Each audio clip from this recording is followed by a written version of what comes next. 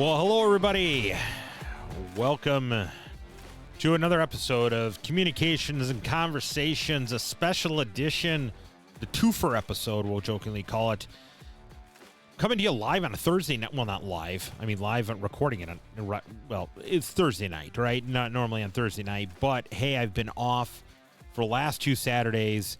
So I figured, you know what? Let's give you a little show. Let's give you a little bonus. Let's give you a little hookup of the show. All righty. So thank you for tuning in. Welcome, everybody. Interesting show is going to happen tonight. I'm not going to lie or hide or deny that fact. And the reason I'm saying it's going to be an interesting show is because of what we're going to talk about and why we're talking about what we talked about. Because it boiled my skin. It got under my skin. It festered like Uncle Fester, and I didn't really like it in any way, shape, or form. But nevertheless, we're going to talk about it tonight here on Communications and Conversations. So let's get into it. What are we talking about? What happened? So we were off, right, for the weekend before Thanksgiving, and we were off Thanksgiving weekend, we'll call it, all right? Yeah, busy. You know, sorry, my life takes up some of my life takes up things, right? Can't always go ahead and, you know, try to balance things out there. And I love the show, love you guys for listening and everything, but you know what? Sometimes it's going to go ahead and my life's more important than my show. Anyway, so we were while I was on vacation, I went along and I had the opportunity to talk to some people, talk about radios, play with radios, blah, blah, blah, message, all that kind of fun stuff. And I was reminded of a situation where a person across the river from me, that's the way I'll put it, went along and was saying and trying to do a differentiation between the digital modes, and he did not do a good job. And one of the comments he made at that point in time was that P25 was created by Motorola. And wrong. Okay, no, it was not. Motorola utilized it, okay, but they did not create it. They may have created P25 trunking. The jury's out on that a little bit on there because they took the common air interface and they took the trunking protocol they had and applied P25. We're not going to get too semantic onto that. But anyways, long story short, they said P25 was created by Motorola, and that's wrong. That's been wrong. It never was right, okay? And I'm going to say this to you here. I'm not going after these people. I'm saying, though, it's just that if you're going to have a YouTube channel, if you're going to speak to the masses, you need to have your information correct. You need to get your bleep together, okay? And what I'm talking when I say bleep is the stuff that comes out of your behind. You got to get that together, right? And I've even had people that have questioned, you know, one of my episodes and said, hey, John, I'm not questioning you. You are. But, like, can you give me some more reference to what you're talking about? Okay, fine, not a problem. Got it. And I give them that information because I fact check my stuff. Okay, I fact check my shit. Alrighty. But what I'm saying in this case is they just said it. Now I don't know if they just saying it because they don't know about it or what the deal might be, but it got under my skin. So fast forward to this. Well, the beginning of this week, the weekend. Okay. There was a radio company that happens to be across the pond, a very big pond going to the west. And this company went along and makes DMR radios. Okay, fine, not a problem. So I turned into it to see on there, you know, like what's the chitty chat about it and everything. And they had a YouTuber on there. I'm not going to say names, not going to say anything on there, but what happened to this YouTuber, he decided to go ahead and make the claim, well, Motorola invented DMR. You people. And the sad part about it was a different YouTuber completely. It wasn't the same YouTuber. It was a different person. The other one isn't sort of a YouTuber-ish guy, but you got to get your stuff together, right, folks? You can't say that, right? Because people are going to take that for verbatim. And just because maybe that person saw their first P25 radio was a Motorola, they probably went, oh, it must be made by Motorola. Or, hey, DMR, my first DMR radio was Motorola. Oh, it must be made by Motorola. And it's not, right? It's not. We can't do that. We got to do some information, right? We got to do some information control. So I went and I sat back and I was like, and I talked to someone about it, and they even brought it up. They said, hey, John, did you see such and such and such? And I'm like, Why do you say that? Why do you want to make me so angry? Right?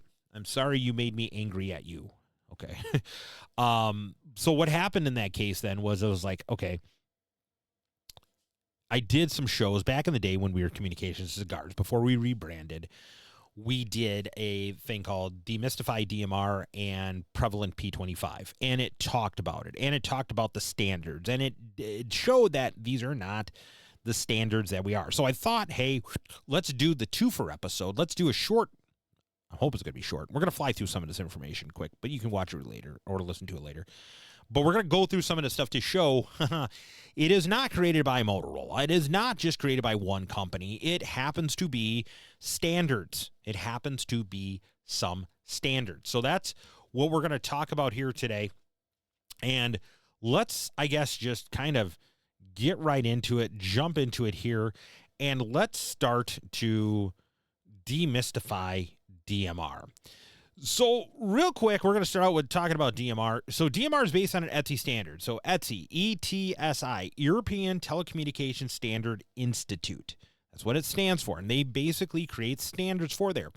So DMR was based off, and once again, this is ETSI as in, once again, European Telecommunication Standard Institute, not ETSI as in like, oh, look, there's a crochet Smurf I want to buy my grandma for Christmas. No, okay, not that ETSI. But ETSI standard came out and said, we're going to have a couple things. So we're going to have the, in essence, General System Design Standard, which is this ETSI standard here, TR, excuse me, TR 102398 version 1.41. You can look that up, and it will give you all the little geeky stuff you want to know about ETSI. And then they talked about, they delve more. Part 1, DMR air interface, like how do the radios need to talk to each other? Part 2 was DMR voice and generic services, like how does the voice path take place? How does it do this and create contacts and groups? Excuse me. And then we have DMR data protocol, meaning how can we send text messaging? How can we send GPS data? And then finally, part 4 was DMR trunking protocols, because DMR can be trunked. So real quickly, we're going to talk here. So DMR is broken into, in essence, 3 tiers. Tier 1, Tier 2, and Tier 3. Now, Tier 1 was designed for PMR, which is in Europe, is actually frequencies in what is like the 446 megahertz range. Yes, it's not amateur there. It's amateur in the U.S., but not amateur over there in England, in Europe. In Europe, the amateurs got 430 to 440. That's it. 440 to 450 is like sort of like our GMRS band, for sake of a better term. Okay, FRS band there. So they kind of designed that digital standard there. It was FDMA, wasn't time slotted or anything like that whatsoever. Then they went into conventional, which is what many people are associating DMR with today. You got a hotspot, that's DMR conventional. You talk on a DMR repeater for like amateur stuff, that's DMR conventional. If you talk on it for business, usually conventionals are DMR Tier 2. That's what they call the Tier 2. Okay. And then Tier 3 is trunking. And trunking we'll kind of cover here in a little bit here. So Tier 1 unlicensed, just kind of flowing through these things on here. It's actually FDMA, uses 6.25 kilohertz channel spacing. You can get 4 voice paths in a 25 kilohertz channel, because if you think about it, it's 25, divide 25 by in half, then you got 12.5, divide 12.5 in half, and you got 6.25. So if you can condense your voice path down to 6.25, in a normal analog wideband channel, you can do 4 DMR conversations in Tier 1. Tier 2, they said, okay, wait a minute, we're going to change this up here a little bit, and we're going to take it, and then we're going to take a 12.5 kilohertz spacing of the channel, but what we're going to do is we're going to put time slots in there. And the time slots, as you see, key on here and off for 30 milliseconds. Key on, key off, key on, key off, key off. So what does that mean? Well, that means if you're listening to DMR in a scanner, what you're going to hear is you're going to hear like that, because it's actually keying and unkeying at 30 milliseconds. That's DMR Tier 2. Once again, that's your hammy repeater there. You know, I'm talking on the Worldwide Talk Group on time slot 1, or I'm talking to on the Do Now network on time slot 2, whatever the case may be. That is your conventional system on there. Reason people chose Tier 2, reason DMR is popular is because follow the blue things here. So this person here is talking into the repeater and going out on that person on repeater. This person is coming in on red, going out on red. That's in essence 2 different paths, okay? 2 different paths. You can set up the repeater to have color codes. So we're kind of going through this, but this is the big one here. Time slot 1 and time slot 2, they don't interfere with one another because of that timing. DMR uses TDMA, so it uses timing. Alrighty? And because you have the different slots, you can have different talk groups on there. So slot 1 may have a certain set of talk groups, slot 2 may have a certain set of talk groups, or you can have the same talk group on the different time slots serving different purposes, which is another thing that people do. All right.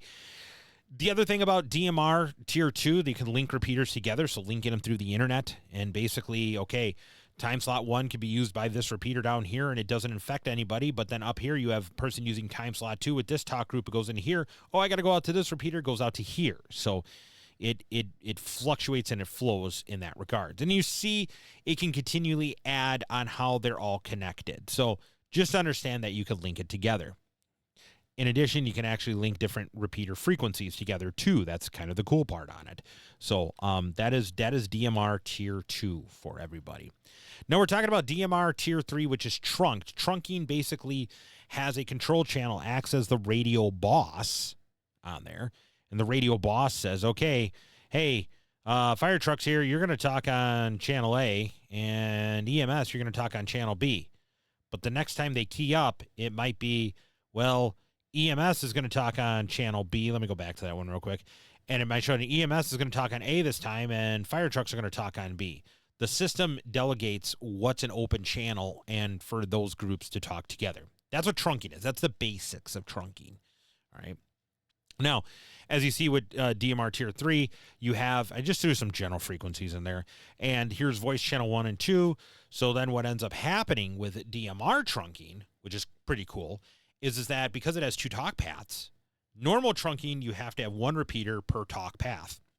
But because DMR has 2 talk paths per repeater, now a 3-channel system becomes a 6-channel system with a control channel and 5 voice paths. So if you take a look at this one here, this is the old standard. Oh, 1 channel is being used here for control. I only have 2 voice channels. 2 voice channels fills up, they get the bonk, right? If you ever watch it, okay, I can't key in the system, system won't be there. But once again, with DMR trunking, you're like, okay, control channel here. Now you can have people talking here, here, here, here, and here. So you have people talking all to one another, which is really kind of cool. And you open up more talk paths on there. Trunking, there's kind of a couple different ways of trunking. Now, this is why I pulled up this slide here, was because Motorola took a spin, right? They said, oh, cool. They have these standards of how it works, but we're going to Motorolaize it. Moto is it, okay? They called it Moto Turbo. That's what their solution is. It's Moto Turbo. I don't even know why it's Motorola Turbo. I don't know. Whatever. But what happens in that case is that it operates in certain aspects and functionality in that regards. That Motorola puts their little spin on it, their little thing on there. And this was what comes into trunking. So Motorola came up and they said, well, wait a minute. Here's the full trunking, which is like the ETSI standard for trunking. But if you don't have a lot of people, you don't have multiple sites, you could just do one, but we'll still call it trunking. Or, oh, you know what? You can go to this one at up to 15 sites, and that's still kind of trunking. But then you can go, we call Connect Plus, but it's full trunking. You see what I'm saying? So Motorola kind of, I don't want to say bastardized it, but like they put their spin on it. And that's where things got really weird. But in essence, here is what Tier 2 or Tier 3 trunking kind of is in Motorola capacity. You have this user group come in, and then you have this user group come in, and then you have it start to expand out from there. What does this all mean? Well, what this all basically means is that your radio can move, and that's what the whole point of trunking is, to find availability of sites and to be able to roam between sites. So in essence, like a cell phone, right? Cell phone towers can carry multiple conversations all at once, and they connect to other sites. So as you're driving down the road, you are connecting to different cell towers. You don't have to be like, okay, I'm on the Chicago tower site. Now I'm on the Indiana towers. You don't have to do any of that. You just have to have a radio that does it. But trunking is expensive. It is. It is expensive on there. All right. So just kind of some of that kind of aspect on there, what trunking is. Once again, control channels are listening, and when you have it continue to listen to those control channels, that's what ends up happening. That's how DMR trunking works. Once again, standard came up from Europe, right? It came up from Europe. So it's not a Motorola thing. Motorola's at the end there, I kind of just showed you, put their spin on it. All righty. Now, since that time, have there been other people that have come in and said, oh, we're going to do it? Yes, there has been Hytera. There has been other people on there. But this, I'm gonna tell you this, folks. This is a situation where manufacturers outside of the U.S. kind of are doing it right. And here's how I'm doing it right. Am I saying that some Chinese manufacturers are doing it right? Yeah, kind of, sort of, because guess what's happening in this case? They are not in any way, shape, or form making their own spin on it, right? They're adhering to the DMR standard. That's a big thing, right? They have that DMR standard. Whether it's this company or this company, they're making it a standard. We know those radios are going to talk. We know that encryption level is probably going to be able to talk to one another. So those are the kind of things there with it. So that's DMR in a nutshell. All right. If you want more, go back once again, check on our YouTube channel, Demystifying DMR. We did not, once again, have a podcast channel at that time. So Demystifying DMR. Let's jump into the other one here. So now we're going to jump on the P25 bandwagon here. So P25 was actually made by APCO, the Association of Public Safety Communications Officers International. And it was also kind of added in with the National Association of State Telecommunicator Directors, NTIA, NCS, NSA, DOD, all those kind of people there. They all got together and they said, you know what? We need to come up with an NIST, which is the National Institute of Standards and Technology, Office of Law Enforcement Standards. So they wanted to come together and saying, listen, if someone's going to use a digital radio, we know that digital radio is going to work for if a person has it. So if an agency says, I have super duper digital, and this other agency over here says, hey, I have super duper digital, that we know that they can talk to one another if they're on the same frequency and set up correctly. They didn't want it to be as like, okay, I can talk on super duper digital. Oh, I use super duper digital, but they don't communicate with one another because they're not truly super duper digital, right? So that is kind of where P25 came from. So if we take a look at it, it was a standard. It was a common air interface, okay? Meaning that if you say you have a P25 radio, that the P25 data would transmit in this format with this framing, with this structure. Doesn't mean that the radios would handle it, right? Because there's conventional, there's trunking and everything like that. But they're saying that if you were to capture that data out of the air and you were to look at it in the data scope of things, that whether a radio was made by Kenwood, E.F. Johnson, Motorola, Harris, Tate, RCA even made them at a few times and stuff. If you took a look at those radios have the same common air interface. They do. Now, they use different vocoders on there too.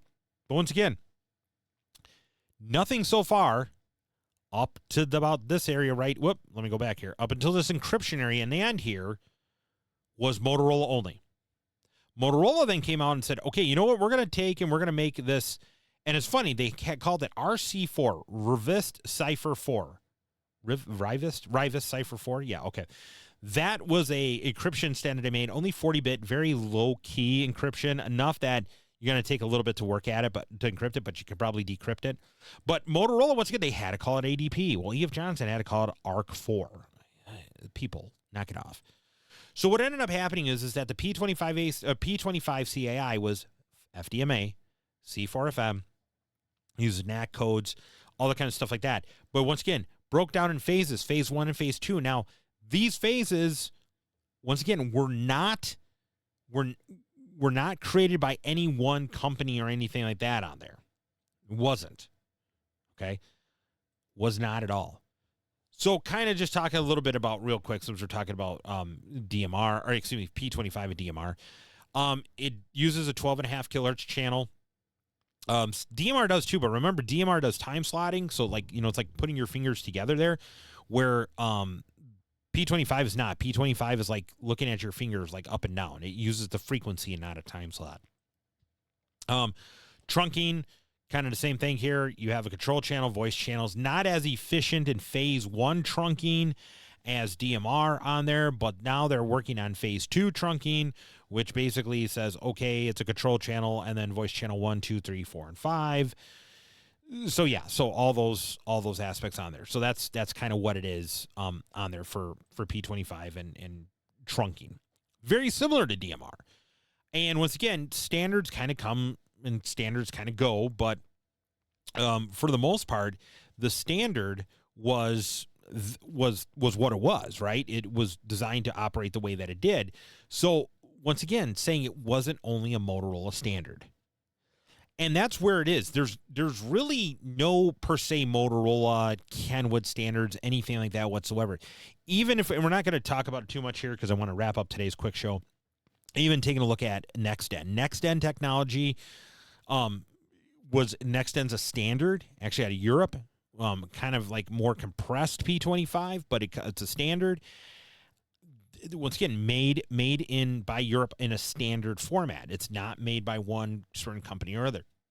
Kenwood brought it over, and Kenwood did it, and then Icom went along and they did the Motorola route, shocking, and they made IDAS, and IDAS is like Kenwood, but once again, it's not fully compatible across all the boards on there. So that's what I wanted to bring forth to you, to say, hey, you know, these digital voice modes are pretty cool. They're pretty interesting, but don't hesitate to question. Don't hesitate to saying, yeah, but, because I think you're going to see and you can find out that just because if people thought a radio was made by a certain company doesn't mean that they invented the technology. And no offense, shame on the people who are presenting the information and are not fact-checking it, like here, right? That they can't prove up the point and saying, no, this is what the truth thing is, you know. Especially in the world of radios and especially technology in general, it can be really confusing. Okay, I will hands down admit that. I mean, in this line of work, in this hobby, in this, you know, whatever, it can get pretty darn confusing some days and pretty headache. Is the best way to say it. It gives you a headache. But keep that in mind. So with that, thank you for listening to my little short. Okay. I do really appreciate it. And, we're going to have a regular episode coming up here on Saturday. So tune in for that. Regular episodes are coming back. I appreciate everybody bearing with me. And check in here. We're going to get some really cool things coming up here. We're going to talk about channel plans and stuff. And next episode on Saturday is going to be a channel plan. So with that, the clock is a shortened clock today. I appreciate everyone for tuning in. I appreciate you. I hope everybody stayed safe. I hope everybody had a good Thanksgiving. I had a really good Thanksgiving, and I really enjoyed it. It was a good time to go ahead and spend it with family and friends. And actually, I got to play a little radio stuff. I know it was really cool. But with that being said, catch us up on the podcast if you haven't. We're on many different podcast services. Catch us up here on the YouTube channel. And then, like I said, tune in for Saturday's episode where we're going to be talking about how to get some organization with your channels, channel layouts, channel plans is kind of what it's going to be. And we'll go from there. So until then, everybody, take care, stay safe, and we'll catch you on the next episode.